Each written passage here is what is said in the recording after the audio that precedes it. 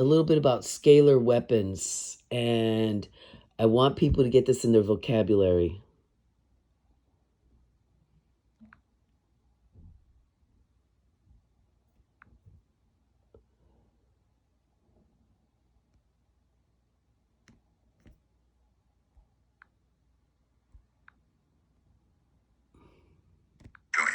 He says, anything that you've seen in Star Trek and can imagine, we've done at the Lockheed Skunk Works.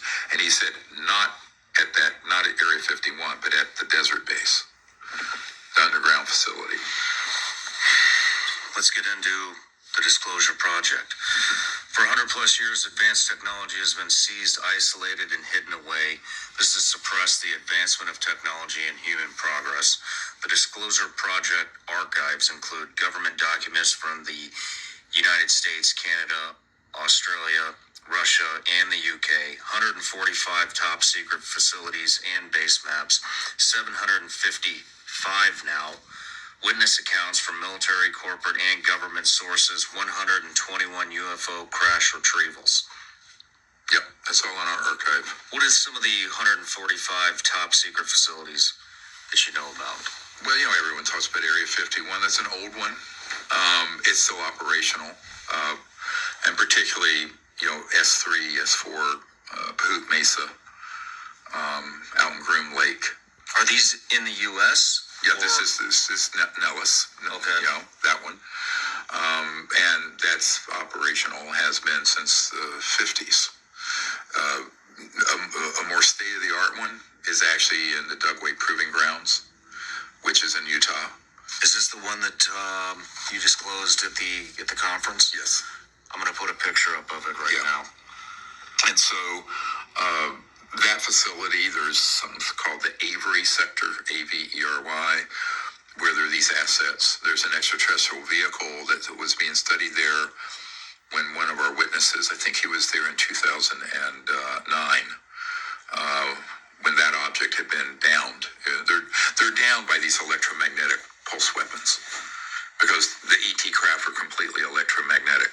So, a kinetic weapon would not be so effective, missile or a laser, but an electromagnetic pulse or scalar weapon stuns them and they'll come down.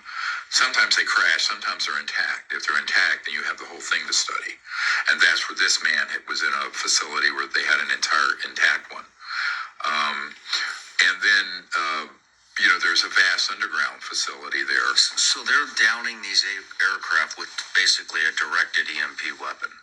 Yes, but more sophisticated than the legal constitutional government would know about, because you're going to add to normal EMP, let's call it a supercharged part of it that's scalar, what I mentioned before, where it's a point that goes out longitudinally without the waveform. Okay. So that's why, light propagates at 186,000 miles every second. These are not limited that way because it's a point that goes out straight line. See what I'm saying? Yes. So now you're exceeding the speed of light. It's essentially teleportation. That's different. We'll get into that if you want to. But no, I'm talking about just a type of energy weapon. Mm-hmm. But it can also be used for communication. And I think in the old days, in the early 20th century, mid-20th century, there were people who stumbled across, and Tesla wrote about scalar waves. So hold on. Can be used for other. This isn't a point A to point B line. It's not linear. It's not a linear weapon. If I shoot a gun, the bullet goes, you can see it, right? And if I shot a laser, you could see it, travel from point A to point B. Are you saying that these weapons do not? Well, they go from point A to point B, but by passing linear space-time, meaning they're in the entangled quantum.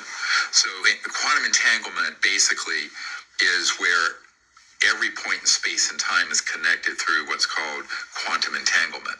So when you have a quantum scalar weapon, then you're able to target an object at multiples of the speed of light. And those weapons are they're very dangerous because one of the things we have to be careful of is, while these civilizations that are extraterrestrial are, I mean, to me, they're the equivalent of Gandhi, that they haven't struck back at all. But I'll be honest with you, the more these weapons get perfected and you get into multiple. So I just want